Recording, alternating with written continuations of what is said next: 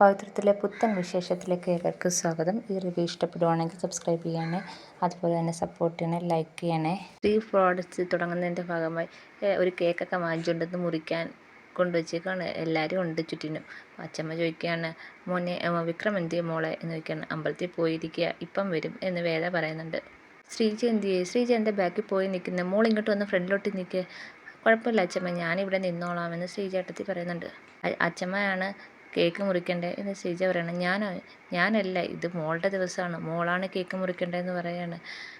അതെ, ശ്രീജയാണ് കേക്ക് മുറിക്കേണ്ടതെന്ന് നമ്മുടെ മാഷും പറയുന്നുണ്ട്. അച്ഛൻ മുറിക്കണം, ഇത്രയും നാൾ അച്ഛനാ കേക്ക് മുറിക്കേണ്ടത്. കാരണം ഇത്രയും നാൾ ഞാൻ ഈ വീട്ടിൽ നിൽക്കാനുള്ള എല്ലാ സപ്പോർട്ടും തന്നെ അച്ഛനാണ്. ഇത് തുടങ്ങുമ്പോഴും ഇത് മുന്നോട്ട് കൊണ്ടുപോകാനും അച്ഛൻ്റെ സപ്പോർട്ട് എനിക്ക് ആവശ്യമാണെന്ന് പറയണം. അതുകൊണ്ട് തന്നെ അച്ഛൻ ഈ കേക്ക് മുറിക്കണമെന്ന് ശ്രീജ പറയുകയാണ്. അപ്പോൾ മാഷിന് ഭയങ്കര സന്തോഷമാവുകയാണ്. അപ്പോഴത്തേക്ക് വിക്രം എത്തുന്നുണ്ട്. വിക്രം എത്തിയല്ലോ എന്ന് അച്ഛമ്മ പറയുന്നുണ്ട്. മാഷ് കേക്കൊക്കെ മുറിക്കുന്നുണ്ട്. എല്ലാവരും ഭയങ്കര സന്തോഷത്തിലാണ്. കേക്ക് മുറിക്കുന്നതിന് മുമ്പ് തന്നെ മാഷ് പറയുകയാണ്, മോളെ ശ്രീജയെ, വീട്ടിലൊരു പുതിയ സംരംഭം തുടങ്ങുന്നത് എൻ്റെ മക്കളല്ല, എൻ്റെ മരുമകളാണ്. അതിലെനിക്ക് ഭയങ്കര സന്തോഷമുണ്ട്. നമ്മൾ എന്തിനായാലും നല്ല കഠിന പ്രയത്നവും സത്യസന്ധതയും ആയിട്ട് മുന്നോട്ട് പോകണം. എന്നാൽ മാത്രമേ വിജയിക്കുകയുള്ളൂ. എൻ്റെ മക്കളടുത്താണെങ്കിൽ ഇതൊന്നും പറഞ്ഞിട്ട് കാര്യമില്ല. പക്ഷേ നിന്നോട് പറഞ്ഞാൽ നീ അതേപോലെ അനുസരിക്കും. അപ്പം ഇതൊക്കെ ചെയ്താൽ മാത്രമേ നമ്മുടെ സംരംഭം വിജയിക്കുകയുള്ളൂ. ഇത് ഉയർന്നു വരട്ടെ മോളെ എന്നും പറഞ്ഞാണ് മാഷ് കേക്ക് മുറിച്ച് ശ്രീജിക്ക് കൊടുക്കുന്നത്.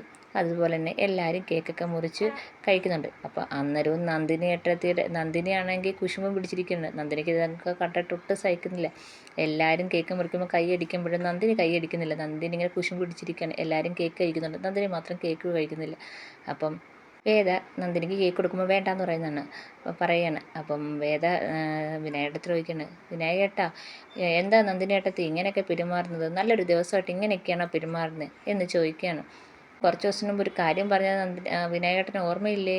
അപ്പോൾ ഞാൻ പറയാണ്, എനിക്ക് ഓർമ്മയുണ്ട്. എടി നന്ദിനി, കേക്ക് എടുത്ത് കഴിക്ക്, എനിക്കെങ്ങും വേണ്ട, എന്നോട് കഴിക്കാനാ പറഞ്ഞതെന്നും പറഞ്ഞ് വിനായകൻ ചൂടാകുമ്പോഴത്തേക്ക് നന്ദിനി പെട്ടെന്ന് കേക്ക് എടുത്ത് കഴിക്കുന്നുണ്ട്. വിക്രം വന്ന് വേദയെടുത്ത് ചോദിക്കുകയാണ്, വിനായകേട്ടനെ നീ ഭീഷണിപ്പെടുത്തി വെച്ചേക്കുമല്ലേ? എത്ര കാലം നീ ഇങ്ങനെ ഭീഷണിപ്പെടുത്തും? അത് മണ്ഡലകാലം ശബരിമല പോയിട്ട് വരുന്നവരെ, അത് കഴിയുമ്പോഴും അത് അന്നേരം ആലോചിക്കാം എന്ന് വേദ പറയുകയാണ്. ഇതിനെ പെട്ടെന്ന് പേടിച്ച് കേക്ക് എടുക്കുന്നത് കണ്ടപ്പോഴത്തേക്ക് എല്ലാവരും ചിരിക്കുകയാണ്. അപ്പം അച്ഛമ്മ പറയുകയാണ്, താടിയില്ലാത്ത അപ്പനെ മാത്രമല്ല മീശയില്ലാത്ത വിനായകനെ നിനക്ക് പേടിയുണ്ട് ഇല്ലേ എന്നും പറഞ്ഞ് എല്ലാവരും ചിരിക്കുകയൊക്കെ ചെയ്യുന്നുണ്ട്. കമലമ്മ പറയുകയാണ്, നമ്മുടെ കുടുംബത്തിൽ ആദ്യമായിട്ടാണ് ഒരു ബിസിനസ് തുടങ്ങുന്നത്, അതുകൊണ്ട് തന്നെ ശ്രീജയുടെ മാത്രമാണെന്നും പറഞ്ഞ് ആരും ഇരിക്കല്, എല്ലാവരും കൂടെ ഒരുമിച്ച് തന്നെ മുന്നോട്ട് പോകണം എന്ന് പറയണം. അപ്പോൾ വിശ്വം പറയണം, അതമ്മ പേടിക്കേണ്ട, ഇതിൻ്റെ മേൽനോട്ടം വഹിക്കുന്നത് വേദയാണ്, അതുകൊണ്ട് തന്നെ നന്നായിട്ടത് പോകും. വേദ പറയാണ്, ഞാൻ മാത്രമല്ല എല്ലാവരും നന്നായിട്ട് ഒത്തൊരുമയോടെ പോകണം, എന്നാൽ മാത്രമേ നമുക്കിത് വിജയിപ്പിക്കാൻ പറ്റത്തുള്ളൂ എന്ന് വേദയും പറയുന്നുണ്ട്. പിന്നെ കാണിക്കുന്നത് ശ്രീകാന്തും വർഷയുടെ അച്ഛനും കൂടെ ഒരു ബാറിലിരിക്കുന്നതാണ്. രണ്ടുപേരും നന്നായിട്ട് കള്ളു കുടിക്കുന്നുണ്ട്. അന്നേരം പറയാണ്, ഞാനാണെങ്കിൽ ഇങ്ങനെ ഒരിടത്ത് വന്ന് കള്ളു കുടിക്കാറില്ല, ഭയങ്കര പൈസ ചിലവാണ്, ഒരു കുപ്പി വാങ്ങിച്ച് വീട്ടിൽ നിന്ന് അടിച്ചാൽ നമുക്ക് ഇഷ്ടം പോലെ കുടിക്കാം എന്ന് അയാൾ പറയുന്നുണ്ട് ശ്രീകാന്തിൻ്റെ അടുത്ത്. അല്ല, ഇവിടെ ആകുമ്പം കുറച്ച് നേരം ഇരുന്ന് സംസാരിക്കാം, അതുകൊണ്ടാണ് അച്ഛനെയും കൂട്ടി ഞാൻ ഇങ്ങോട്ട് വന്നതെന്ന് ശ്രീകാന്ത് പറയുന്നുണ്ട്. നിനക്ക് പറയാനുള്ളത് എന്താണെന്ന് വെച്ചാൽ പറ. വേദ വന്ന കാര്യം ഞാൻ പറഞ്ഞില്ലായിരുന്നു. നീ അന്നേരം തന്നെ എന്നെ വിളിച്ച് പറഞ്ഞായിരുന്നല്ലോ, പിന്നെന്താ? അല്ല, ആ കാര്യം ഞാൻ എങ്ങനെ പറയുന്നത്, എനിക്കൊരു മടി. നിനക്കെന്താ എന്നോട് പറയുന്നൊരു മടി? അങ്ങനെ വീണ്ടും ഒഴിച്ചു കൊടുക്കുകയാണ്. ഇത് കുടിച്ച് കഴിയുമ്പോൾ നിനക്ക് പറയാൻ പറ്റും. അങ്ങനെ ശ്രീകാന്ത് വീണ്ടും കള്ളു കുടിച്ചിട്ട് പറയാണ്, അന്നാണെങ്കിൽ വേദയും വിക്രമും കൂടെ അവിടെ ഓഫീസിൽ കയറില്ലേ, അപ്പോൾ ലോക്കറിൽ നിന്നൊരു ഫോട്ടോ കിട്ടി, ഞാനൊരു പെണ്ണും കൂടെ നിൽക്കുമെന്ന്. അപ്പോഴത്തേക്ക് വർഷയുടെ അച്ഛൻ്റെ സ്വഭാവം മാറി, നീ ഒരു പെണ്ണും കൂടെ നിൽക്കുന്നത്?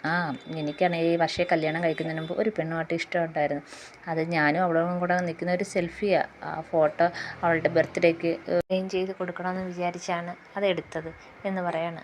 ആ ഫോട്ടോയാണ് അവരുടെ കയ്യിൽ കിട്ടിയത്. ഇനി ആ ഫോട്ടോ വെച്ച് എനിക്കെതിരെ കളിക്കുമെന്ന് അറിഞ്ഞുകൂടാ വിക്രം. മാത്രമല്ല ശ്രീനി സാറിൻ്റെ സപ്പോർട്ടും കൂടെ ഉണ്ടല്ലോ അവന്. അങ്ങനെ എന്തെങ്കിലും പ്രശ്നം ഉണ്ടായാൽ അച്ഛൻ എൻ്റെ കൂടെ നിൽക്കണം. അപ്പോഴത്തേക്ക് അയാൾക്ക് അങ്ങ് ദേഷ്യം വന്ന്, നിനക്ക് നാണമില്ലേ സ്വന്തം ഭാര്യയുടെ അച്ഛനോട് നിൻ്റെ അവിഹിത ബന്ധത്തിന് കൂട്ടു നിൽക്കാൻ പറയാൻ? ശ്രീകാന്ത് പറഞ്ഞു, ഞങ്ങൾ തമ്മിൽ അങ്ങനൊന്നുമില്ല. കല്യാണത്തിന് മുമ്പ് വർഷയെ കല്യാണം കഴിക്കുന്നതിന് മുമ്പേ അവളുമായിട്ടുള്ള ബന്ധമെല്ലാം ഉപേക്ഷിച്ച് അവൾ വേറെ വിവാഹം കഴിച്ചു പോയി. പിന്നെ ഞാൻ ഇപ്പം പറയാൻ കാരണം അവൾ ബന്ധം ഉപേക്ഷിച്ച് വന്നിട്ടുണ്ട്. ഇനി വിക്രമമായിട്ടൊക്കെ ചേർന്ന് നമുക്കെതിരെ തിരിയോ, അതുകൊണ്ട് അച്ഛനോട് പറഞ്ഞതെന്ന് പറയണം. നിനക്കിത് കല്യാണത്തിന് മുമ്പ് തന്നെ വർഷയോട് പറഞ്ഞിട്ടുണ്ടായിരുന്നു. വർഷ പൊസസീവ് അല്ലേ, അപ്പം വർഷയുടെ സ്വഭാവം മാറിയല്ലോ എന്ന് പേടിച്ചാണ്. ഇപ്പം പറയാൻ കാരണം ഇതെന്തെങ്കിലും പ്രശ്നമായി കഴിഞ്ഞാൽ വർഷയ്ക്കും അച്ഛനും എല്ലാം ബുദ്ധിമുട്ടല്ലേ. അപ്പോൾ അയാൾ പറയാണ് എന്ത് ബുദ്ധിമുട്ട്, എൻ്റെ മോൾക്കൊരു ബുദ്ധിമുട്ടും ഇല്ല, ഞാൻ എൻ്റെ മോളെ വീട്ടിൽ കൊണ്ടുപോയി നിർത്തി മോൾ സന്തോഷത്തോടെ അവിടെ ജീവിക്കും. എന്നിട്ട് ശ്രീകാന്തിൻ്റെ കുറേ ചീത്ത പറയുന്നുണ്ട് അയാൾ. എന്നിട്ട് പറയുകയാണ് ഞാൻ ഇതിനെക്കുറിച്ചൊന്ന് അന്വേഷിക്കട്ടെ, നീ പറയുന്നതൊക്കെ സത്യമാണോ എന്ന് ആദ്യം അന്വേഷിക്കട്ടെ, എന്നിട്ട് ഞാൻ നിൻ്റെ കൂടെ നിൽക്കണോ വേണ്ടത് അന്നേരം ആലോചിക്കാമെന്ന് പറഞ്ഞിട്ട് അയാൾ എണീച്ച് പോവാണ്. ശ്രീകാന്താണെങ്കിൽ പെട്ട അവസ്ഥയാണ്, ഇത് പറയണ്ടാന്ന് വരെ തോന്നിപ്പോയി. പിന്നെ കാണിക്കുന്ന അച്ഛമ്മയാണെങ്കിൽ വിളക്ക് വെച്ച് പ്രാർത്ഥിക്കുന്നുണ്ട്. അപ്പോഴത്തേക്ക് അങ്ങോട്ട് വിക്രം വരുന്നുണ്ട്. വിക്രവും പ്രാർത്ഥിക്കുന്നുണ്ട്. വേദ അങ്ങോട്ട് വന്നിട്ട് പറയാണ്, വിക്രം സ്വാമി നമുക്ക് ഓരോരുത്തരെ പോവാം. ഞാനെങ്ങോട്ടും വരുന്നില്ല, എനിക്കാണെങ്കിൽ വർക്ക്ഷോപ്പിൽ പോകണം. വർക്ക്ഷോപ്പിൽ എന്തോ വലിയ പണിയൊന്നുമില്ലല്ലോ, ഉച്ച കഴിഞ്ഞ് ചെല്ലാമെന്ന് വിളിച്ച് എന്ന് വേദ പറയാണ്. അപ്പം വിക്രം വരുന്നില്ല എന്നൊക്കെ പറയുന്നു. അപ്പം അച്ഛൻ പറഞ്ഞു ചെല്ല് മോനെ, എന്താണെന്ന് വെച്ചാൽ ചെല്ല്, അവരുടെ കൂടെ ചെല്ലാൻ പറയണം. അങ്ങനെ രണ്ടുപേരും കൂടെ പോവുകയാണ്. നീ എന്നെ എങ്ങോട്ടാണ് കൊണ്ടുപോകുന്നത്, വാ വിക്രം സ്വാമി എന്നും പറഞ്ഞുകൊണ്ട് പറമ്പിലേക്ക് കൊണ്ടുപോവാണ്. അപ്പോൾ അച്ഛൻ അവിടെ നിന്ന് കിളച്ചോണ്ടിരിക്കുകയാണ്. എന്നിട്ട് വിക്രത്തിനോട് പറയുകയാണ്, അതെ അച്ഛനെ വാഴ വെക്കാൻ കുറച്ച് കുഴി എടുക്കണമെന്നുണ്ട്, വിക്രം ഒന്ന് സഹായിച്ചു കൊടുക്കണം. എന്നിട്ട് അച്ഛാ ദാണ്ടേ വിക്രം വന്നിട്ടുണ്ട്, അച്ഛനല്ലേ പറഞ്ഞത് കുറച്ച് വാഴ വെക്കാൻ കുഴി എടുക്കണമെന്ന്, ദാണ്ടേ കുഴി എടുക്കാൻ ആളെത്തിയിട്ടുണ്ടെന്ന് പറയണം. വിക്രമിനെ ഇങ്ങനെ നോക്കും മാഷ്. അപ്പം വിക്രം ചോദിക്കാൻ അതിന് വെക്കാനുള്ള വിത്തൊന്നും ഇല്ലല്ലോ, അത് 2 ആഴ്ച കഴിയുമ്പോഴത്തേക്ക് കൊണ്ടുവരുമെന്ന് മാഷ് പറയുന്നതാണ്. അപ്പം 2 ആഴ്ച കഴിഞ്ഞപ്പോൾ കുഴി എടുത്താൽ പോരെ. ഇപ്പോഴേ കുഴിയെടുത്ത് അതിൻ്റെ പുളിയൊക്കെ പോയാൽ 2 ആഴ്ച കഴിഞ്ഞ് വിത്ത് വെക്കാൻ പറ്റത്തുള്ളൂ എന്ന് പറയാണ്. പുളിയോ? വെയിൽ കൊണ്ട് അതിൻ്റെ ഉപ്പ് രസമെല്ലാം പോകണം, എന്നാലേ വിത്ത് വെക്കാൻ പറ്റത്തുള്ളൂ എന്ന് മാഷ് പറയാണ്. ചെല്ല് വിക്രത്തിനെ പറഞ്ഞ് തെള്ളി വിടുകയാണ് വേദ. അങ്ങനെ അവിടെ ചെന്ന് കുഴിയെടുക്കുകയാണ്. കുഴിയെടുക്കുമ്പോഴത്തേക്ക് മാഷ് പറയുകയാണ് ഇങ്ങനല്ല അങ്ങനെയാണെന്നൊക്കെ പറഞ്ഞു കൊടുക്കുകയാണ്. 2 ഇഞ്ച് നീളം 2 ഇഞ്ച് വീതി എന്നൊക്കെ പറഞ്ഞിട്ട് ഓരോന്ന് പറഞ്ഞു കൊടുക്കണം. വിക്രം അതിനനുസരിച്ച് ചെയ്യാണ്. ഒന്നും ചെയ്യാൻ വയ്യ, കാരണം അച്ഛൻ്റെ മുന്നിൽ പെട്ടുപോയല്ലോ.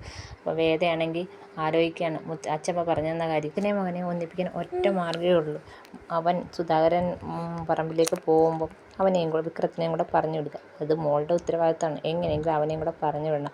രണ്ടുപേരും സംസാരിച്ചൊക്കെ ഇരിക്കുമ്പോൾ അവർ തമ്മിലുള്ള അകൽച്ച അങ്ങ് മാറും. അത് പ്രകാരമാണ് വേദ ഇങ്ങനെ ചെയ്തത്.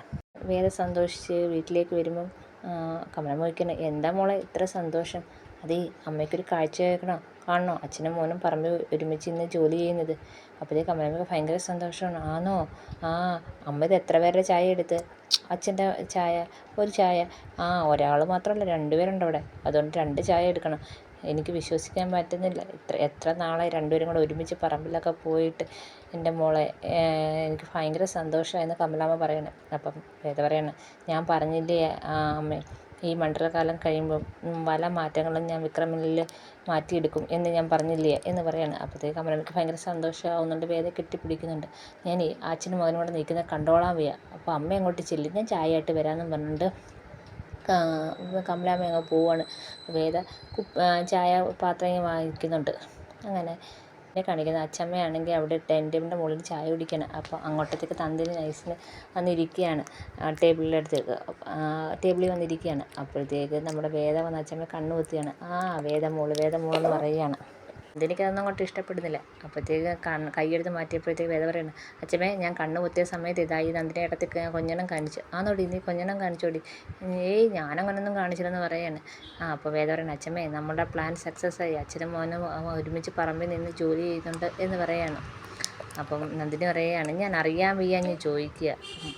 അപ്പം അച്ഛൻ പറയണേ, അറിയാൻ വയ്യെങ്കിൽ ചോദിക്കണ്ട. അല്ല ഞാൻ ചോദിക്കുക, നിങ്ങൾ എന്താ ഉദ്ദേശിച്ചത്? ഇവളുടെ മണ്ടത്തരത്തിൽ ഇവൾ കാണിക്കുന്ന പ്രതികാരത്തിനെല്ലാം അച്ഛമ്മ കൂട്ടിയിരിക്കുകയാണോ?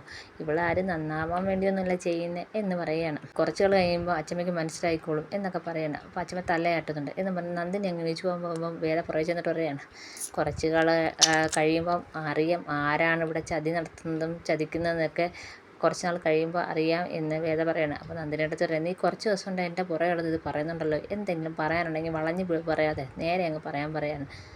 ഇതൊക്കെയാണ് ഇന്നത്തെ വിശേഷം. എല്ലാവർക്കും ഇഷ്ടപ്പെട്ടെങ്കിൽ സബ്സ്ക്രൈബ് ചെയ്യണം, സപ്പോർട്ട് ചെയ്യണേ.